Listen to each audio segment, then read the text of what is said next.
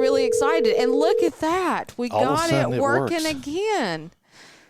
Hello. Hey, sorry, we had a missed call from JT's Landscaping. What's up, man? How are you? Good. What's up, Jimmy? That's what it comes up. I thought it was going to come up lights for decorators because that's what I've got you programmed in. Yeah, no, I don't know why it still does that. It shouldn't, but it does. So I got to actually look into that. Yeah. Well, that's okay because you still own a landscape business, right? That's right. That's right. Yeah. Well, welcome to the show, guys, listeners. This is Jimmy Tompkins. He's one of my good friends from the holiday and decorating business world out there. Lights for decorators. So welcome, Jimmy. We're glad to have you on here, me and Jennifer. No, likewise. I appreciate it. Yes, sir. It's always fun to talk lights on the first thing on a Monday morning, getting near the end of September, right? Yeah, there you go. Not start that week off right. Well, In the month right too. Well, here's the thing. You guys have been doing Christmas lights, it seems like all summer, because we went to your event down in Raleigh, and, looking at your guys' social media page, you're somewhere all the time teaching Christmas lights. Yeah, no, it is this year. I think it's safe to say that this year was like no other year we've ever experienced. Figuring out what prices are going to be, figuring out the tariffs, and obviously the permanent lighting game with Omni is really strong, and people are really excited about that. So, lights is definitely not just a fourth quarter business anymore. And obviously we do landscaping lights as well, and that's obviously a heavy spring push and late winter push as well. So you're right. It's we think about it in the fourth quarter, but it's definitely a year round thing for sure. Yes, it is. Yes, it is. Well, good deal. Good deal. Well, Jimmy, how long have you been in this business when it comes to, let's say both? Because, like you said, you've been a landscape contractor for several years. You still run a landscape business. You've done decorating for many years, and then you decided to become a distributor. So, kind of give us that scoop, and what actually led you to become a distributor. Yeah, so I've been landscape lights and Christmas lights since 2002, kind of jumped into both of them at that time. Okay. So it's 23 years on the contractor side for sure. And truthfully, it was just a side thing. We were trying to figure out a way to retain our employees and not lose them in the winter here in North Carolina. It can be difficult. You don't have guaranteed snow or anything like that. And we're like, we got to learn something. It was not an industry. Landscape lighting, of course, was, but Christmas lighting was not an industry in the state of North Carolina in 2002.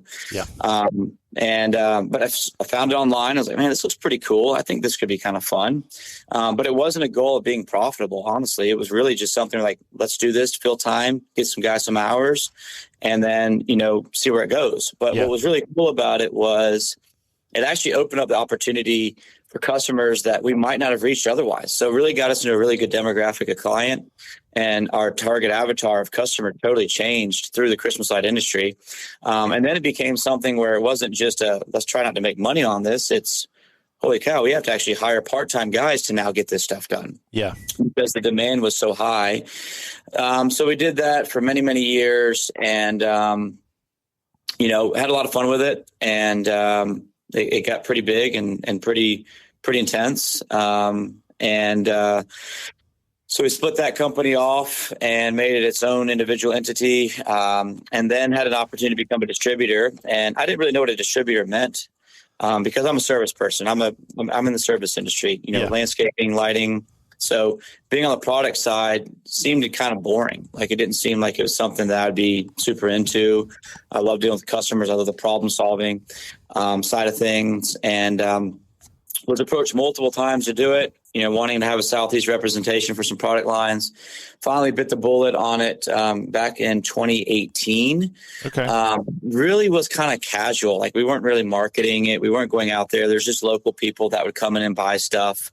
And it was kind of convenient, but it wasn't really anything we were actively pushing. And we started to really push it around 2021 is when we started to push it. And what really made that nudge was, it is service. It's just a different type of service. And working with contractors and service providers like myself, helping them prevent them from making the same mistakes that I made for many, many years.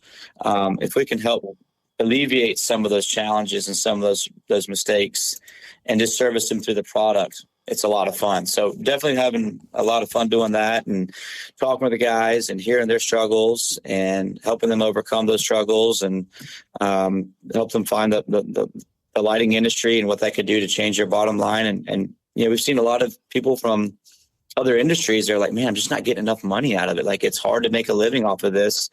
And then they get into lighting and it's a breath of fresh air for them and a good revenue stream. So it's been cool because even though I'm a service-minded person, never thought I want to be a distributor. Now that we get to service these guys through the product, it's really rewarding and a lot of fun. Yes.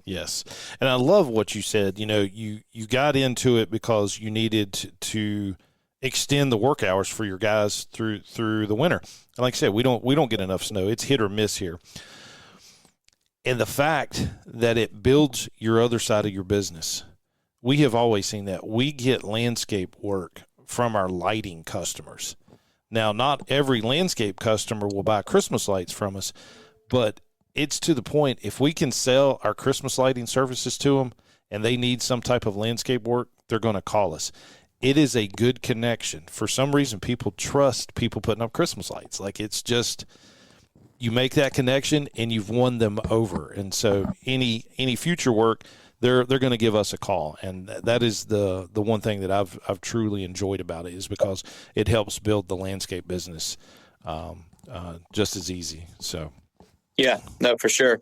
And I think there's something about the Christmas lighting, especially, it just promotes family and happiness and community. And it's, you as a contractor get really excited about it. They feed off of that excitement, and then that becomes contagious. And I think that's where the relationship is stemmed from. And I did 5 trainings in the last 2 weeks all over the place, from Arizona to Indianapolis to New York to St. Louis, been all over the place. And is that teaching Christmas lights, or is that doing the permanent roof lighting that y'all are into? That's the Omni, the permanent side. But of course we talk about Christmas, especially this time of the year. Yeah. But people want to go back to doing business with people. Yeah. And having relationships with their service providers. And I think, as cool as technology is and things, the automation side of that has not led to great relationships. But that relationship, I think, is really forced on the Christmas side. And it's fun for the contractor because it's a change up from their landscape or a change up from their pressure washing or the day-to-day, which I think is huge. So I do think it's a fresh air, and the customer's getting to engage with contractors and actually know that as a person, there's a personality, not just an auto email response or an auto email saying, hey, we're coming today, or whatever it is. It forces that interaction. I think that's what generates or leads to a lot of that opportunity and growth as well. Yeah, 100%.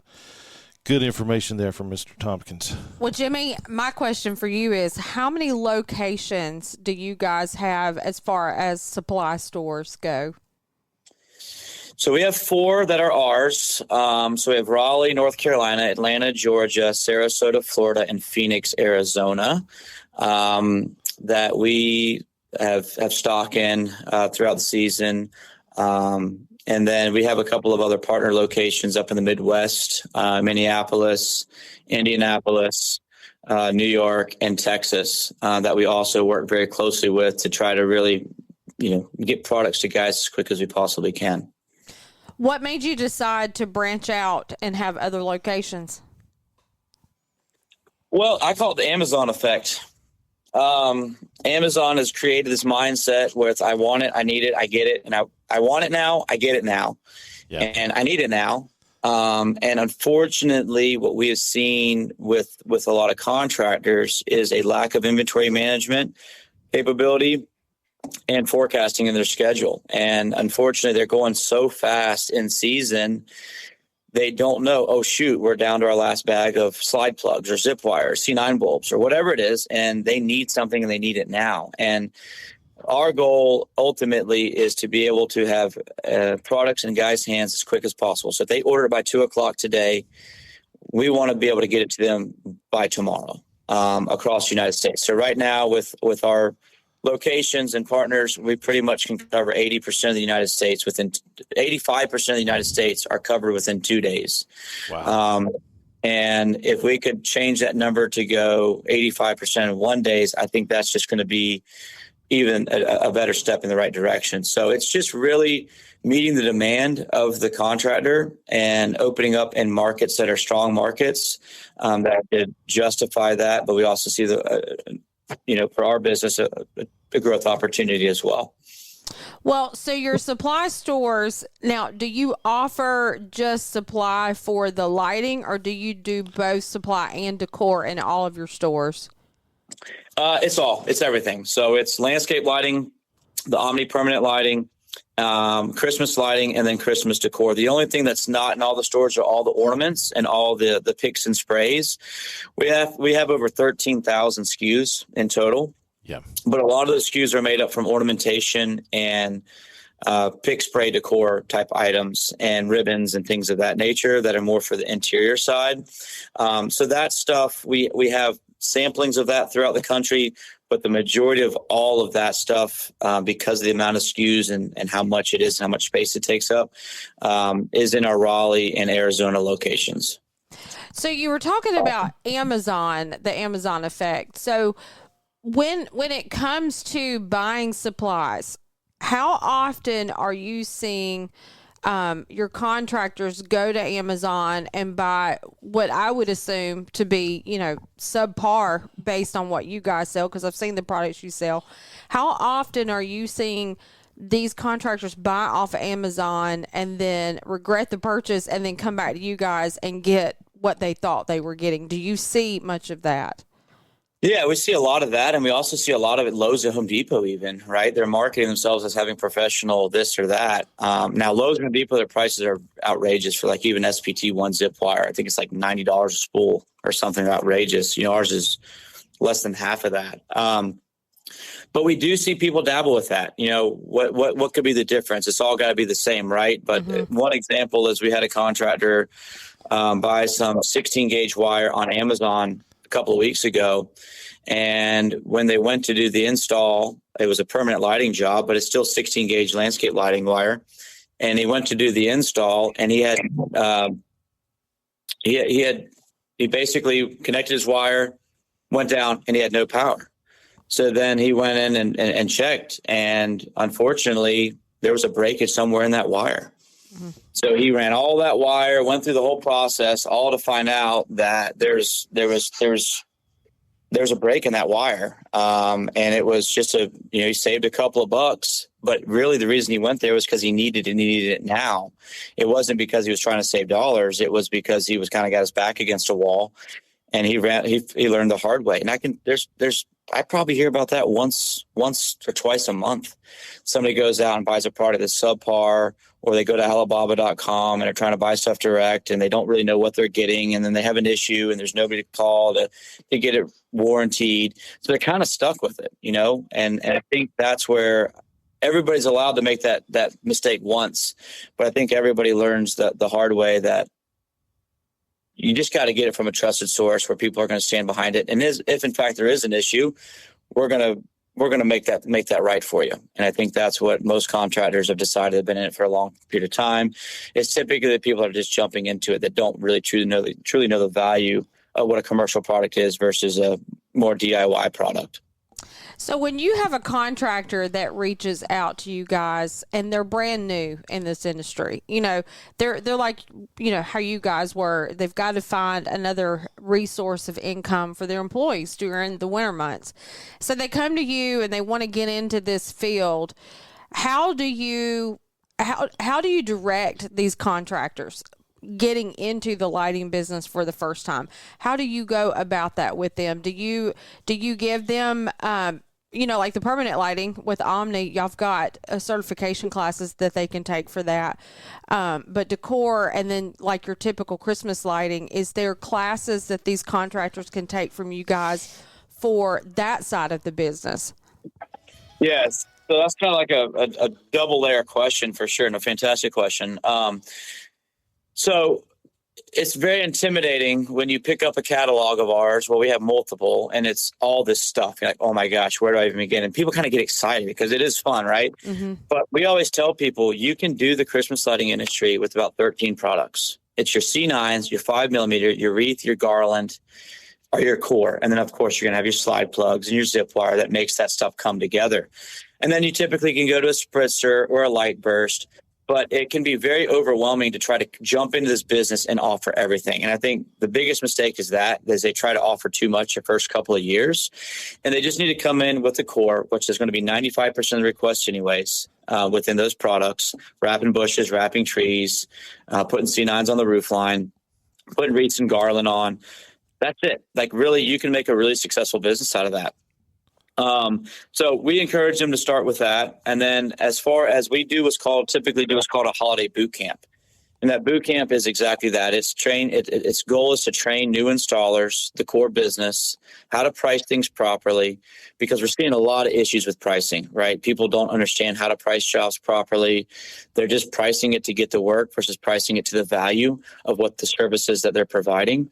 So we go through all of that to set them up with the best product to use, how to price things effectively, give them estimating tools and calculators to really set them up to be successful and to be sure they're being profitable. So we do that. We're also doing every Tuesday night, we're doing right now a podcast. So tomorrow night will be our third one where people can come and go. And we're basically started with what is the business? What are the core products? And we're basically taking a layer at a time so people can watch that or come back and watch it. And our goal of that is to be able to learn the product without having the expense of having to travel to one of these trainings. They can do it at their time during the nights, weekends, whatever it is. So ideally that they can come in, ask questions in an open forum, and we can kind of guide that through. And that seems to be some really good results so far, working with some of the contractors just in the first 2 weeks there as well. So you said this was your third episode on your podcast. What's the name of the podcast, and how can we direct people that want to get into the lighting business to that? Well, maybe I'm not the best social media person when it comes to all this podcast fancy stuff. So podcast might not even be the right word. But what it is it's on Facebook Live and YouTube. It's streamed through StreamYard simultaneously. Okay. I think you call that a podcast. But I don't really know. I'm so dumb when it comes to stuff. Is it a live YouTube feed that you guys are doing? Yeah, it's a live YouTube, live and a Facebook Live, and I'm doing a lot of it with JT Chanowski, and he loves this stuff. He's fantastic at it. So I pretty much just jump in, and we talk through it. But it's Tuesday nights, 6:30 p.m. Eastern. And I think it's been very well received, but it's basically what are we calling it? I'll find out the name. I'll let you know here in a second. But it's on my Facebook page. It's on the Lights for Decorators Facebook page, JC's page, as well as the YouTube pages as well. Okay. We're putting that stuff out there. I'll find the name for it here in a second of what we're exactly calling it. Good deal. Good deal. JC said, is he in the Raleigh area as well? No, he's in Wilmington, but he's down in Wilmington. Yeah, he's in North Carolina, but he's down in Wilmington. Okay. So yeah, he's been in the business several years too, hasn't he? Yes, it's called The Business of Brilliance, is what it's called. So we did the intro to the industry, the core products, applications. So tomorrow we're going to do estimating and sales practices, which is going to be interesting because I land in Florida at 6:03 or something like that. So I'll be doing that from the back of an Uber, I guess. And then we're doing production tips and crew organization and client experience retention, marketing and growth strategies, leadership, trends, and things like that. So ultimately, though, a lot of it's been navigated based on the questions that people have been asking, and we've kind of let that guide the conversation. So it's not totally scripted. It's really we got some points that we want to make sure we get across, but really making sure people are getting out of it that are live what they want to hear out of it, which I think has been pretty cool. Cool. So it sounds like to me it's you've got content ready to share and to teach, but it's also an open forum for those that are joining live. So that's pretty cool. I know Eric and I want to jump on tomorrow night and watch because, we're in the Christmas lighting business. His family's been doing it since 1998, but that was before you guys came about. And I know that they have been one of your one of your loyal customers, and Eric. Once I found out about Jimmy. Yeah. And I personally got to visit your location there in Raleigh. It's a beautiful store. It's a beautiful setup in there. And if you ever need just a holiday pick me up vibe, just walk into Jimmy's store and just sit there for an hour. I think you'll be good. But we really enjoyed being at the lighting show that we went to back in July. That was fun. I enjoyed it, and I really enjoyed the location that you guys picked. It was beautiful out there. We had a blast out there. So I'm really excited for you, Jimmy, and your business and what you guys are doing. I really do appreciate the level of care that y'all put into the education side for people that are getting into the business. So that leads me to the next question that I've got for you. So actually I got two more questions. So the first one I want to go with is, when someone is getting into the lighting industry and, they're a landscape contractor, but they're not a general contractor or anything like that, are they required to have electrician license to do this business? So as of today, no. In most states, you're going to start seeing some stuff out west. California, Washington State are definitely starting to look at things. Minnesota is another one.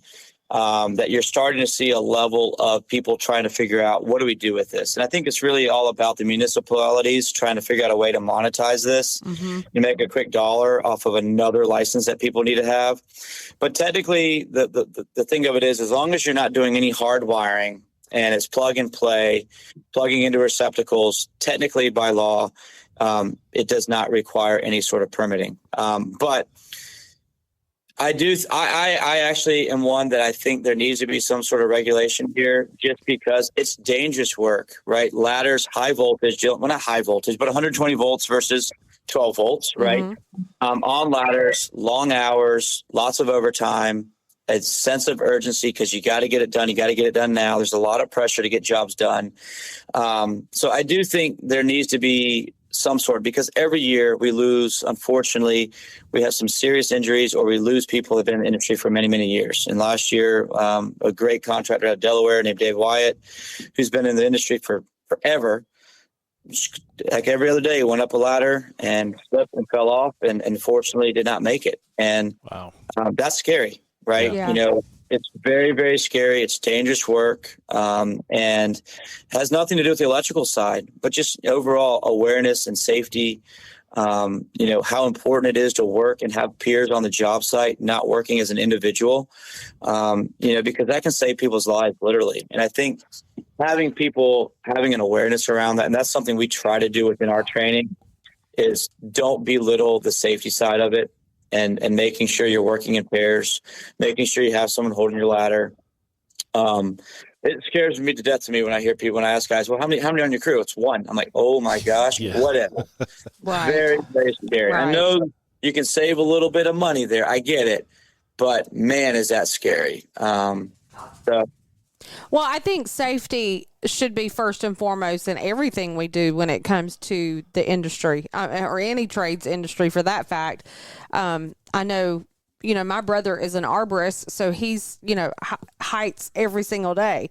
And there has to be, like you said, a certain amount of awareness and initiative to take on when it comes to looking at the safety side. I mean, Eric deals with that too with his guys. Sometimes they don't think, and they try to shortcut something, and that's when the issues happen, when you shortcut something or you buy cheap equipment, that malfunctions. And so you make a very good point there when it comes to safety. Safety is important.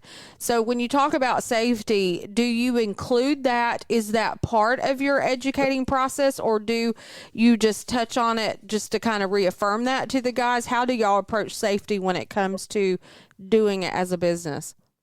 Yeah, I mean, safety is a mindset. So safety should be a daily safety tailgate meeting where it's just a reminder, to not take things for granted. So it's like in the landscape industry, right? Just the morning or the weekly safety tailgate meeting. And I think on the Christmas side, it should be daily. Do you have the proper PPE, right? Do you have the tools? And we sell Cougar Paws, we sell the pit choppers, we sell lots of different safety things, because it's not just something you may want. It's something you gotta have, right? You gotta have these things on the trucks. And I think it's a culture, it's a mindset. So the more the crews can hear that, and the more people can reiterate it, the better off they're going to be. Do you have the proper standoffs on your ladder? How are you gaining access to the roof when you're gaining access? Just talking through those things. They can never hear that stuff enough. And I think the people that do it take it for granted because they don't have high incidents. And they almost like, do we even need to do this anymore? But the reason they're not having issues is because it's a culture. It's in their framework of their company. It potentially is even a core value, right? And it should be. If I'm in the Christmas lighting industry or permanent lighting industry, 100%, safety is a core value. It's something that cannot be sacrificed. It's something we all got to be mindful of. And it might not be cool. It might not be sexy, but it gets people home to their families every night. And that's ultimately what's most important. Well, and I like how you approach that as a culture of the company. With any business, you have to create a culture within the business, and that culture is what drives your workforce. It drives your team. And you said it best when you said it can be a boring conversation. And I think that's when people tend to lose sight just because they feel like, well, we know this, we go over this, but that one day that you don't go over it may be the day that somebody makes a mistake. So I agree with you. I think it's important to have those safety conversations and make it a daily occurrence and make it part of the culture. You said it best. It's a core value. It has to be implemented. And, people look at Christmas lighting, and I could say this is just someone coming off the street into this industry, basically, for lack of better words, but people don't look at the depth of this business in the aspect like what we're talking about this morning. Nobody thinks about safety. Nobody thinks about, electrical work. It's basically when people think of Christmas lights, they do approach it as a plug and play business. So there's a lot that goes into it. I think with any job, when you come into it, everything looks easy from road frontage view, but they don't until they dig deep into it and really get involved, they really can start seeing how far you can go in this business. Well, even with safety, like these guys don't get on ladders until October, November when they're putting the lights up. So they're not used to that. And so, Jimmy, do you see any difference in worker comps rates going up for these guys once they start doing holiday lights? So we actually covered that on the very first one. What type of insurance do you need to have and why? And the thing with workman's comp and general liability is there is no classification in all states for holiday decor as an industry, recognized industry, because it's such a vast industry. So what some places do is they put it under power washing. Some people put it under painting. Some put it under handyman. Some people have seen it go under electrical. But those cost codes can be lethal. Yes. Right? There's a huge variability. But at the end of the day, if you are a contractor and you have insurance, it doesn't matter what the insurance is. They're going to protect you no matter what you're doing. If you're a landscaper and you got landscaper, general liability, workman's comp, and for some reason you're deciding to do window reinstallation that day, they still are by law forced to cover you. Now, when it comes to, they could drop you. Yeah. But they're going to have to cover that first incident. And then if they see something's up, well, then at that point, they're going to, do their annual audit. And then they might start splitting you up by classification.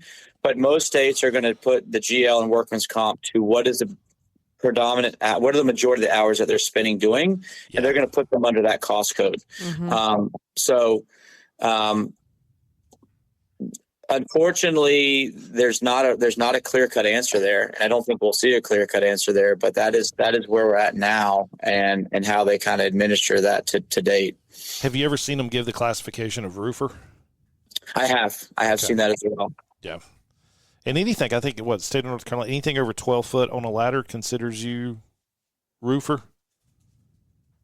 Yeah, so as a landscaper, right, you can't be on you cannot be on a ladder over 12 foot without going into a complete different classification. Yeah. But there again, painters have the ability to do that. And then even handymen can go up on ladders too. So it's really in the interpretation of the insurance company, but that's where you as a business owner, and as business owners need to understand, like, what is me as a business owner, like, what are my options here? What are my classifications, and push back, because those auditors that do your workman's comp and general liability audit, they get paid based off the premium and what they find. Yeah. So they don't have your best interest. They might act like it, but they do not. True. So I think it's something where you just kind of got to educate yourself. And there again, that's why we love like the event that you guys came to this year, which is typically a really cool event. This year we kind of wavered. Are we doing it? Are we not doing it? So we didn't really go all in on it like we typically do. But normally, we're 100 contractors there, and if people just asking questions and they network and we play cornhole and the events after the seminars, that's where you get to really hear and learn from other people that have been down that road. And it doesn't matter if they got 100 employees, they got 2 employees. Every business is dealing with the same struggles. Oh, yeah. And everybody's got different people in their corner that help them and want to make their business successful. And it's just having good dialogue with people like that and learning. I learn from guys every day, like what they've done. And I've been at this for a very long time. I'm like, wow, that's intriguing. That's amazing. I love that. Yeah. So it's very powerful once you get a bunch of contractors in a room and they kind of break down their barriers and are willing to talk and open up and discuss stuff. Yeah. Well, Jimmy, one last question I got for you. And I learned this last week, taking my continuing education for general contractor. And I asked the question, because we have a general contractor's license just to cover us in everything that our landscape contractor license may not. Do you ever see holiday decorations for a residential or commercial customer exceed $40,000? Yes. Well, do you know that North Carolina states that if you have a contract of $40,000 that a building permit must be pulled? I did not know that. And so even if it's for paint, an interior painter, if they're coming in and painting, they have to pull a building permit if the contract is $40,000 or more. It's not that they're going to come and inspect that painting. It's not that they would inspect the Christmas lights. It's so that the municipalities can get that extra tax money. The property value will go up. That's interesting. So in that situation, off the record, what do you do? Well, I'm going to do an installation Christmas quote for renting the product, Christmas quote to install the product, and a Christmas quote to take down the product. Yeah, basically. Exactly. Yeah. Exactly. So sell them the lights, one thing, and then here's your labor cost. Yeah. That's interesting. I did not know that. So see, there you go. That's fascinating. Because it blew my mind. I was like, I raised my hand. I'm like, well, if we're doing – I was like, I understand if we're doing an outdoor kitchen and stuff like that, but I was like, what if we come in and revamp a whole landscape, sod it, irrigate it? I was like, that can easily approach 40,000. They're like, yes, 100%. And, we're going to have irrigation inspections, of course, but we have to pull a building permit so that the county and city can get that extra tax base. That house becomes $40,000 more valuable that they can get the taxes off of it. Interesting. So, well, there you go. Municipality gold digging again. Shocker. Yeah. We see a lot of that. Well, Jimmy, talking about business and newbies coming into this business, and even some of your the grandfather to end ones, that already know what they're doing. What's the best advice that you have to give someone starting out in?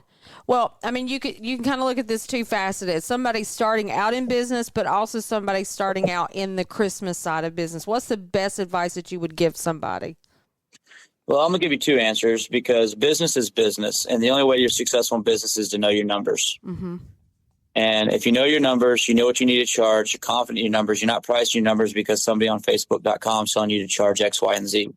You know your numbers because you're not selling. I always sell this all the time. You're not selling feet. We're not selling feet of C9s. We're selling time. We're selling materials. And every job is different, and everybody's businesses are different.